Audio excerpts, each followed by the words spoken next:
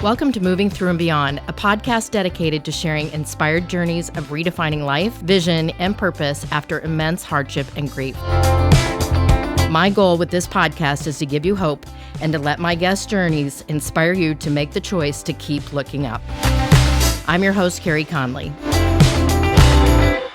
Hi, everyone. I'm Carey Conley. I'm your host of the Moving Through and Beyond podcast, and I am so very excited today to bring to you a phenomenal man that I just recently met. He actually found this podcast, and his team reached out to me, wanted me to bring him on. And once I read about him and got to meet him, we brought him on as soon as possible. So I want to tell you a little bit about him. His name is Dr. Robb Kelly. He's a sought-after recovery expert who believes on treating the causes of addiction and not the symptoms.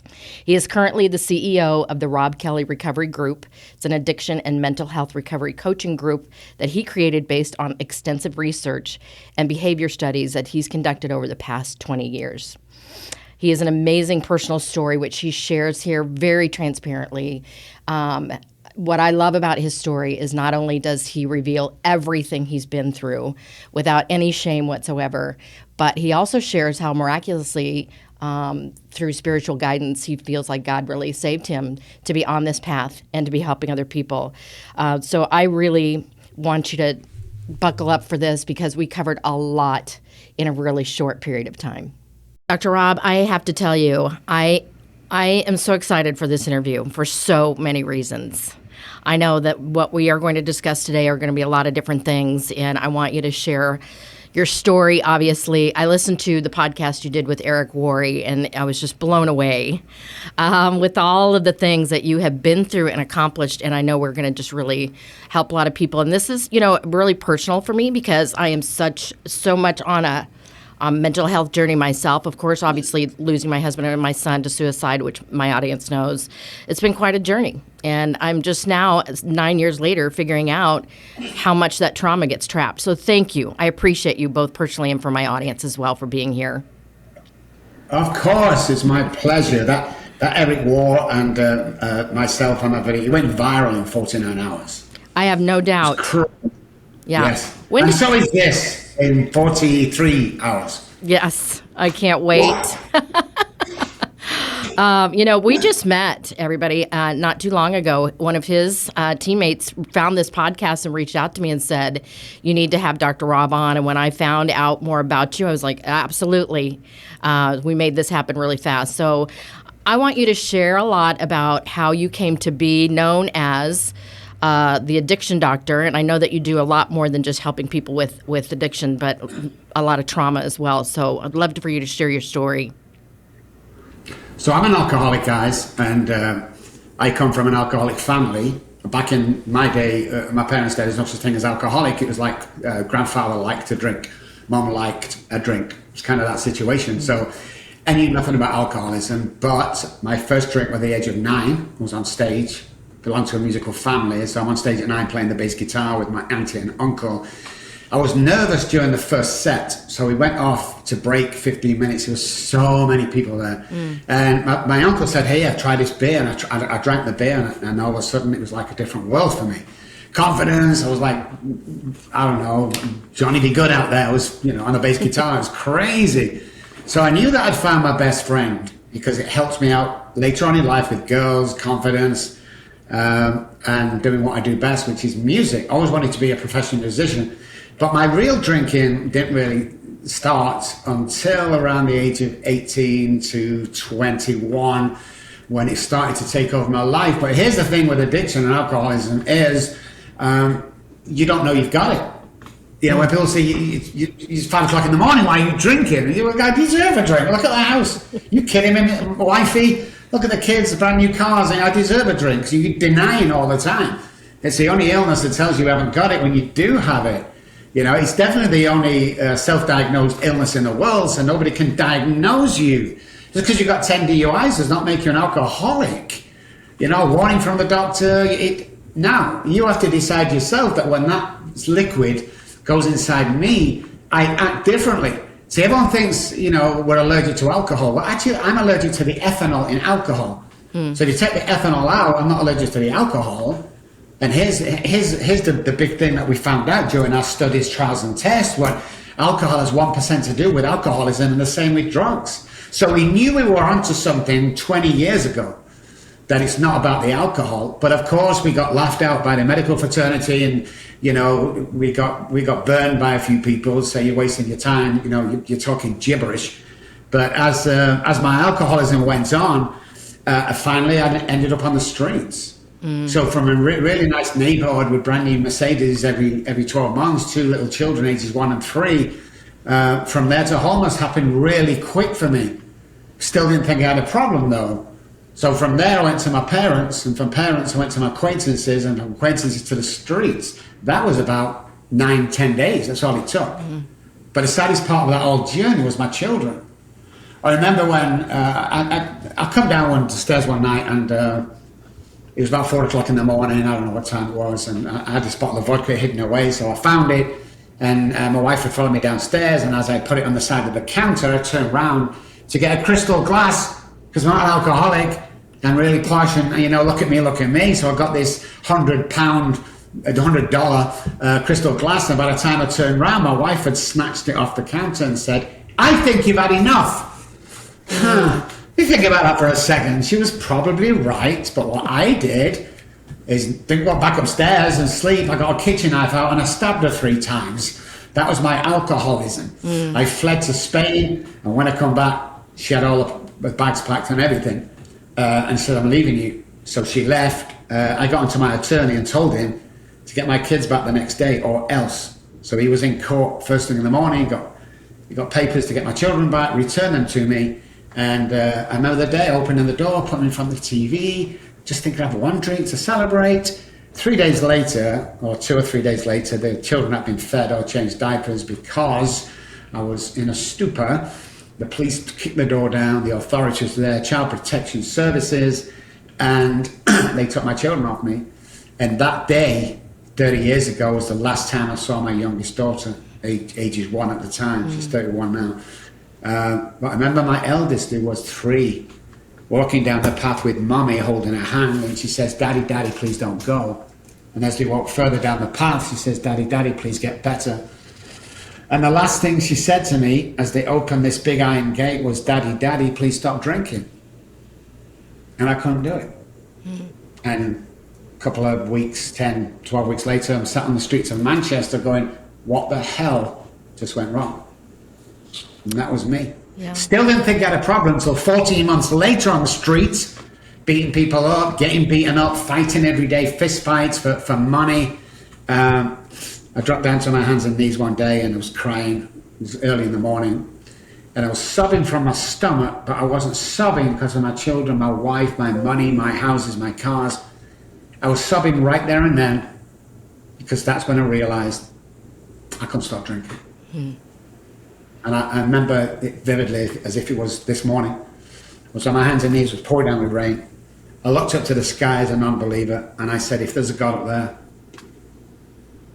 I can't do this on my own anymore. And my life changed from there. So it's been a journey. Well, I remember you saying that when you were doing this podcast with Eric, and I was just blown away by what you've been through and how, number one, how transparent you are talking about it. And I know that's a big part of your story is how you're helping people, obviously. So I thank you for sharing all that. But I also know that something miraculous happened at that moment for you that you shared in that interview that I called, an angel appeared for you, I believe. It did, after I said that, 30 seconds later, middle of nowhere, it wasn't a built-up area, it was where the factories and offices were. The guy walked around the corner and he said, "My name's Derek, can I help you?" And I told him my woes and he took me back to his house. Now, he was a great guy, but he wasn't the angel, I don't think. I don't know. And I stayed with him and he said, "You can stay here for as long as you like, but you need to come to this," I think it was an AA meeting, which I hated. I've been there before and I was like, "Oh, really, Derek? Can I just stay in?" I was like, "No." So he took me to that meeting. In that meeting, we all sat in a circle and one guy said, "My name's John, I'm a recovered alcoholic," and it freaks everybody out. But he talked about the book, he talked about God, people hated, and I asked him to remember a sponsor, and he said no. And I'm like, oh my God. And just before I was going to walk away in shame, He said, but I will be your spiritual advisor for a period of 12 weeks. That's how he said it. Every Wednesday I'd walk to his house, took me an hour, 6 till 7, spent 7 till 8, exactly 8 o'clock, and I couldn't go until 7. Weird, okay. So I sit downstairs waiting sometimes. I got there early and then left at 8 on the dot and then got back for 9. Did that for 12 weeks. That guy showed me and taught me everything I need to know to have an amazing life. And he talks about God and how, you know, I could be a prophet and all this nonsense I thought at the time. Mm-hmm. But after I left his house, he said, things will change for you from tomorrow. And I'm saying, it's not. I mean, this guy I don't really know. I'm in his basement on a block mattress. Are you kidding me? But the next day, I got a part-time job from Derek, who's guy at the work, a sweeper, had just walked out on that. So things started to happen for me that was just mind-blowing. So when I got my first pay packet, I went to the gas station, I got a little teddy bear, literally this big, and a card. And I wrote on the card, John, thank you so much for introducing me to God. He took the compulsion to drink away. And I went back to his apartment again. When I got there, it looked like beaten down. So I'm knocking on the door, like, what's going on? Like, and the next door neighbor came out. And she says, can I help you? And I said, yeah, where's John moved to? He says, John? I said, yeah, John, your next door neighbor. Oh, there's been no one there for at least 3 months that I've lived here. I thought, okay, she's wacky. Remember this, guys, 3 months that I've been there, 12 weeks that I've been there. So I let her close the door and I went around to the other side and I knocked a bit harder than I should because now I'm like, what the hell's going on? This big guy comes to the door, he's like, what do you want? And like, because they're a bad part of town. I'm like, but where's John relocated to? He said, John. I said, yeah, John, next door. And he said, you must be, you're miles off. This is not the place. That next door's derelict. It's been derelict for about a year. Now, you can't go in there. When you walk in, you fall down. There's no floor. So you've got the wrong place. So I went back to the meeting where I met John 3-4 months ago. And I walked in and this guy, hey, Rob. And I'm like, oh, do you remember me? He said, yeah. I said, can you tell me if John's been coming to this meeting? And he said, John who? Just before I punched him in the face, because now I'm getting annoyed that people keep saying John who. I said, John, I asked him to sponsor. He said, recovered. I'm over near the coffee machine. We're chatting. And he said, Rob, you was over near the coffee machine speaking to yourself. Never found that man. Wow. When I got wealthy, I put the private detectives, the best I could find in Manchester, could never find that man. But 80%, 90% of what I teach today come from him. And people started getting well. So I knew for a fact that I had something that was golden. And I promised God and myself that I would spend the rest of my life helping people, but not like normal helping. I need to delve in to what is really going on with childhood trauma, right.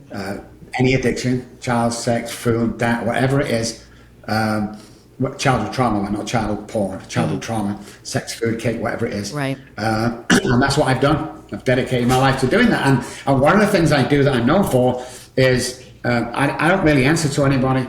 So you're going to get it as it is. Like everybody can change their life, everybody can become successful, everybody can live the dream if they know about the neuroscience behind it and the way to act during the neuroscience and behavioral science around it and get rid of childhood trauma, then it's a done deal. And people often say, well, you know, how many patients? Like 7, 10, 8,000 over the 30 years, 8,000. And things start to happen to me. That was amazing. Only 4 years ago, my daughter texted me on Messenger, middle of the night. I've not spoke to her for, I don't know, 26, 27 years. And she says, hey, Dad. And she called me Dad. And I was crying and I woke my wife up and we spoke via Messenger and 24 hours later, I'm outside her door. And she said, Dad, I've got something to show you on the text. So I'm knocking on the door and hey, I'm human. I'm crying, all that stuff. Never been there for her first boyfriend, bike ride, party, first teeth lost. Never been there. Started to think I was a piece of scum and she opened the door without us ringing the bell.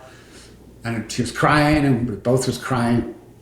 And then this is what happens when you do good stuff, guys. When you work with the people and make it. She walked me into a living room and she handed me my 3-month-old granddaughter.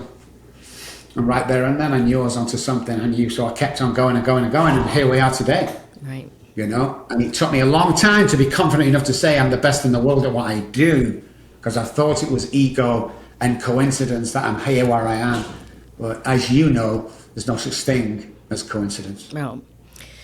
I pray every day that God will just use me to help other people. And I believe 1,000%, Dr. Robb, that's what happened for you. And not only by sharing your story, but by all of the research you have done, having 2 PhDs and all the accolades in neuroscience and everything you've done. And so this is the part that really intrigues me, that if you would have entertained this idea with me even a year ago, I would have said, this doesn't make sense to me at all. And it is your knowing that it's all mental. It's not physical, Yes. it's mental. And when people don't Yes. deal with the mental stuff, they could go through, let's use, alcoholism. If you are, go through a system that just gets you into the habit of not wanting it, or not wanting it, not drinking, but you could still want it. It's because we're not dealing with changing the mental wiring. This fascinates me. Has to be rewired. It's a fact, tried and tested. We have a 97% success rate.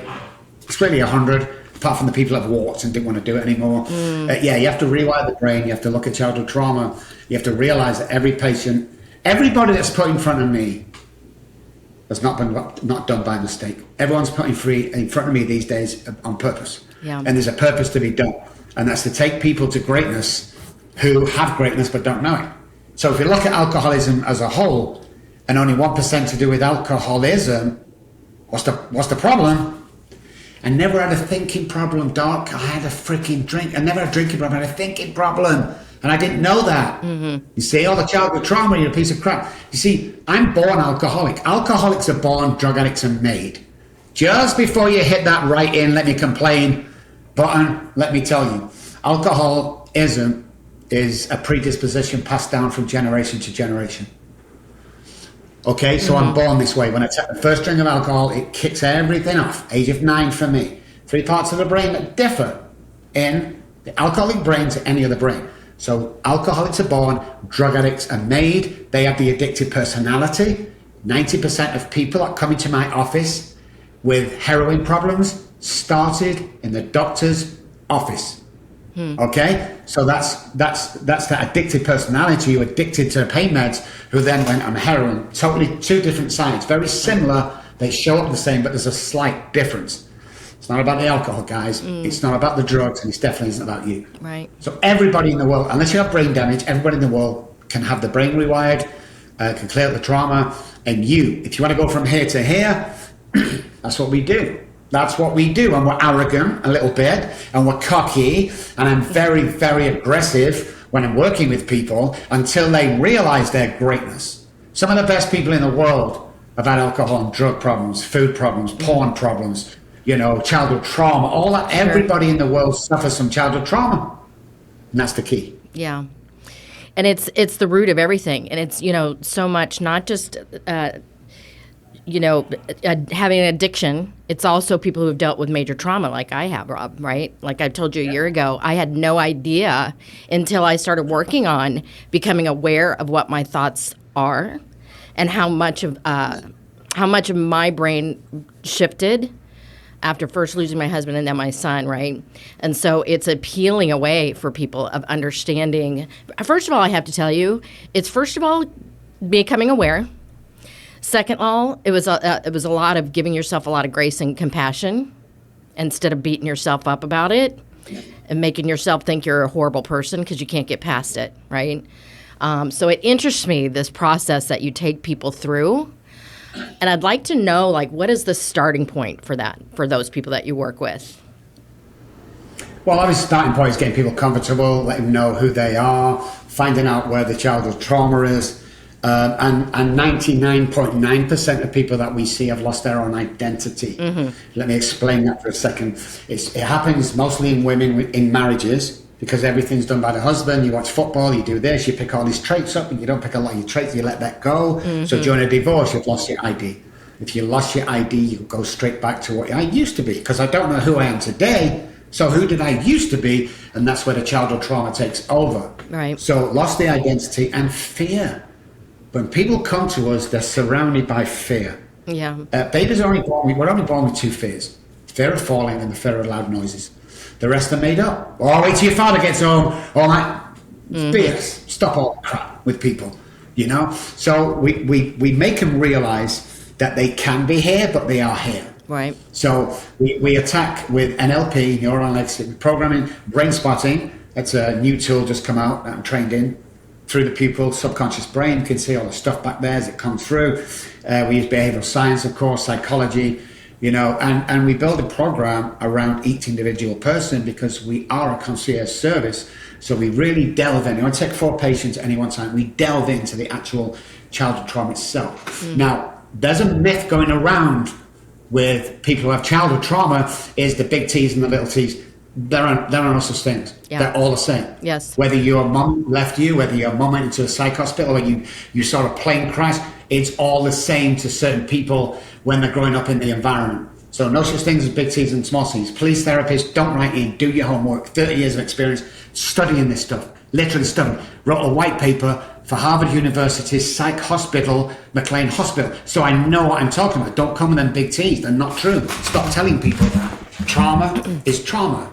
And it will affect your life here when it started here. So we find where the people's trauma is here that's causing their life to be a mess today. Right. And we start to clear it. We call it going back to the scene of the crime. This is where it happened. This is where you were not validated. This is where you are not approved by caregivers. So that becomes our core belief. Right. So as we grow up, for instance, if the daughter's mom and dad comes home every night drunk, starts bashing mom, she's going to grow up thinking that's normal. Right. To the extent when she leaves the family and get her boyfriend, 99% time, she'll pick somebody and attract somebody with the energy and the knowledge and behavioral science behind it that ends up being an alcoholic and beats her. To the extent that if she meets a good guy, she will self-sabotage that relationship and go back to the guy that's going to be no good. So the enmeshment from parents start our life. So the core belief, if I'm not really worth anything, dad's never there, he works so hard, I've been abandoned, I've not been validated, everything I say is wrong, I've been told that children should be seen and not heard, was a big one from me, is ruining your life today. And of course the traumas, especially that you've been through, it only multiplies it by billions. I could talk to you all day about this because there's so much here. And again, if I would have talked to you a year ago, I would not have received any of it the way I am right now. But it just makes so much sense to me the more I've become aware about my own childhood, which I'm glad that you talk about the big T's and the little T's, because for me, it wasn't the big T's. It was me now, and I'm 61 now, Rob. So I'm now just becoming aware of unpacking all 60 years worth of stuff, right? Triggered, I think, by the trauma. So, and what intrigues me about this is that I now have a 3-year-old and a 6-month-old grandsons. And I am so, I think I drive my daughter crazy telling her, okay, everything we say and how we take care of them right now is everything. And I say I'm not the mom. She tells me all the time, you're not the mom, I'm the mom. But it's, I'm glad that I know these things now, Rob, not only for me personally, but also for the people that I'm hoping to help through this podcast and through the things that I do with vision work for people. The last thing that I wanted to help maybe touch on, if you would, is I'm going to assume that a lot of the people who might be coming to you also have had suicidal thoughts or have attempted suicide, and how much this type of work helps them with that. Oh, 100%. So let's forget the different categories over here of alcohol, food, sex, porn, whatever it is. It's kind of all treated the same. It's the same treatment that we do. There's a reason. And how did we get educated about this? Well, I met my wife Janet 9 years ago. Within a conversation of an hour, I found out that a brother who struggled with alcohol left the family party and left his kids and wife there to go home for a brief second. Walked into his garage, took the gun out and shot him in the head. No reason. Here's the deal. There's always signs. There's always signs. So again, depression, here's what happens. It all starts with depression. So we get depression. What happens? We go to the doctor. Hey, Mr. Doctor, I have depression. What can you do? Okay, well, I'm going to give you this SSR. If you take it, you'll kind of feel normal again and keep coming back for the rest of your life. Everything should be good. Okay? Depression is lack of serotonin. Why isn't anybody asking the question, why my serotonin is low? instead of replacing it with a drug. So that stumbles into the depression, that circumstances around you stumble into the suicide ideations or thoughts, slumbers down into the actions. I have a plan for it, but we have to look exactly what's going on during that journey. Why are you suicidal? What's happening in your life? And it all comes down to the same thing, is childhood trauma and circumstances around you. So many people say these suicide people are being very selfish. They shouldn't. Stop it. Nobody in their right freaking mind is going to kill themselves, okay? Nobody. They don't do this out of choice. It's not a choice. I'm going to commit suicide today. It's not a choice. It's deep in the mind, deep in the brain, deep in the subconscious brain, the ventromedial prefrontal cortex, the coping system, how I feel insecure, low, lack of clarity, lack of self-esteem, because part of that brain, the prefrontal cortex, the ventromedial part, is not working properly.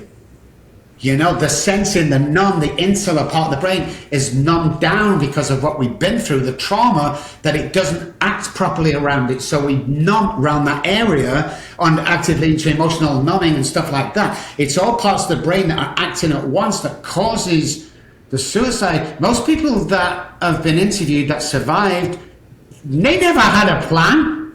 It was automatically autopilot that made them do that. So we have to really look at the situation there. But, and here's the big but, people who have husbands and sons that have done it are scarred for life. We have to clear that scarring up. Otherwise, you will never reach your true potential. Right. So when we go a deeper, really deeper psychological, go deep for a second, guys. Go deep. Why have we survived? Why did Janet survive a brother going through that? Was it so she was meant for greatness, to educate other people going through that? Nobody needs to die. Nobody wants anyone to die. But because of that, what do we do?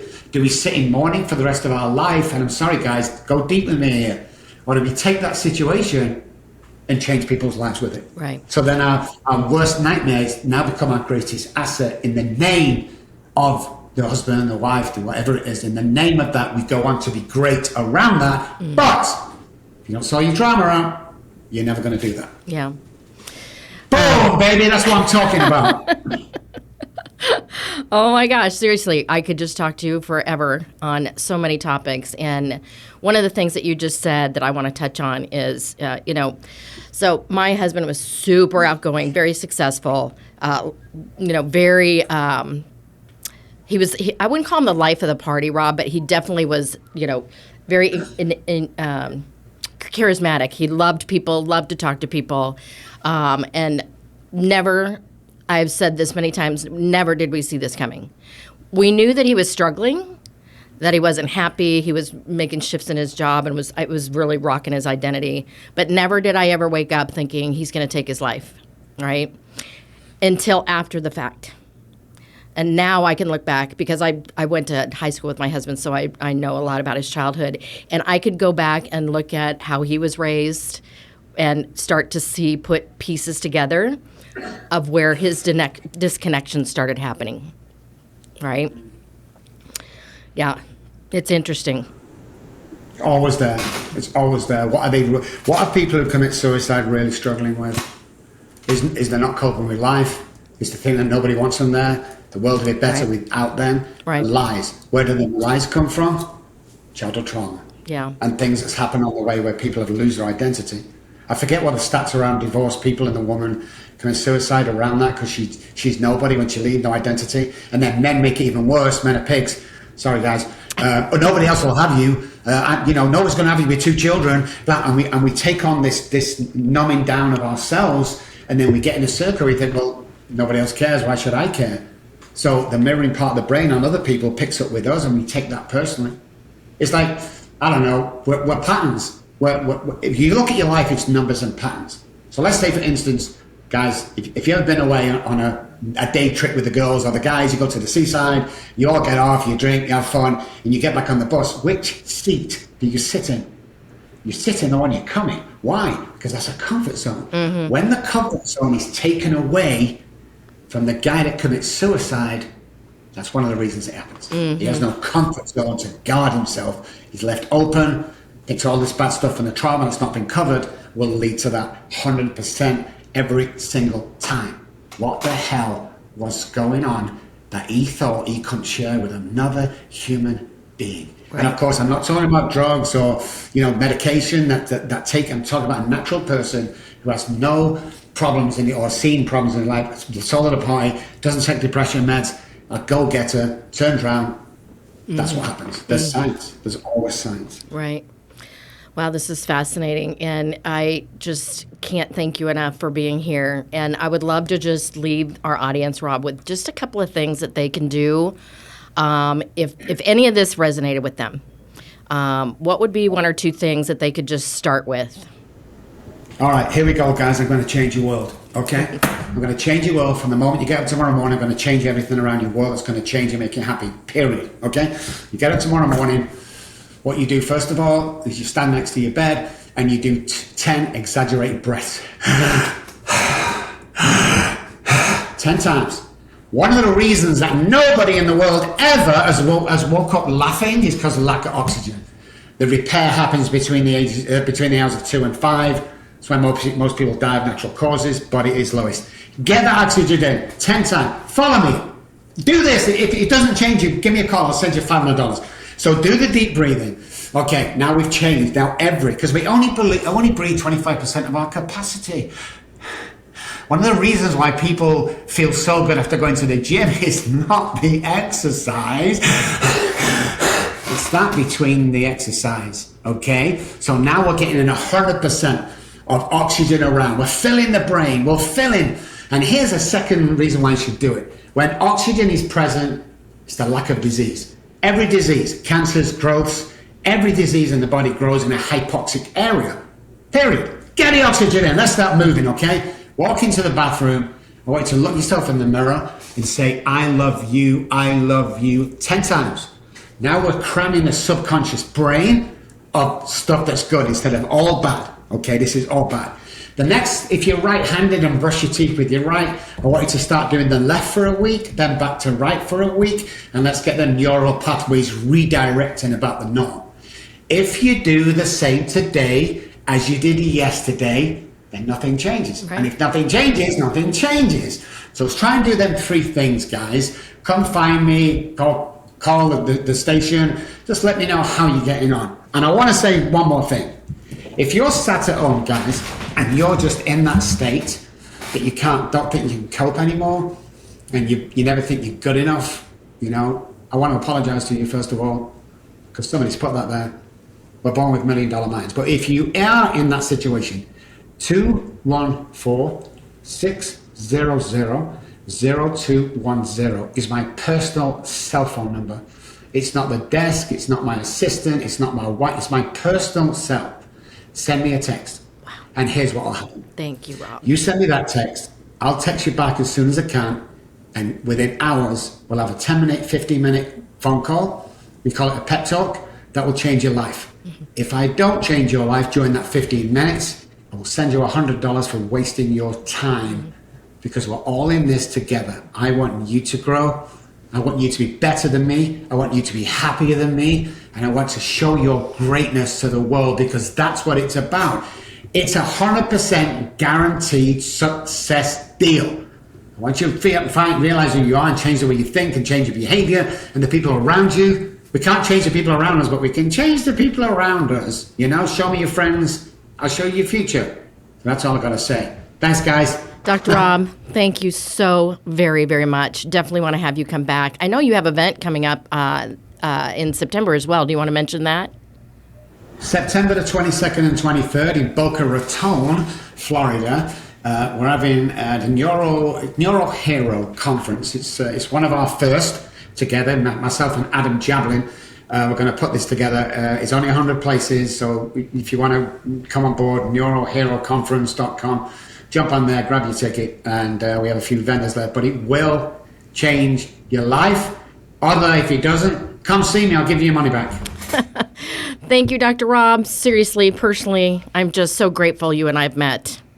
So thank you. Thank you so much. This has been a great interview. If you found this episode inspiring or helpful, please share it with a friend or a family member. In order to be successful on this mission, I can't do it alone. Connect with me at www.careyconley.com, and don't forget to sign up for my weekly Do It On Purpose newsletter. Let's build this life-giving vision movement together to end this epidemic, save lives, and create purpose.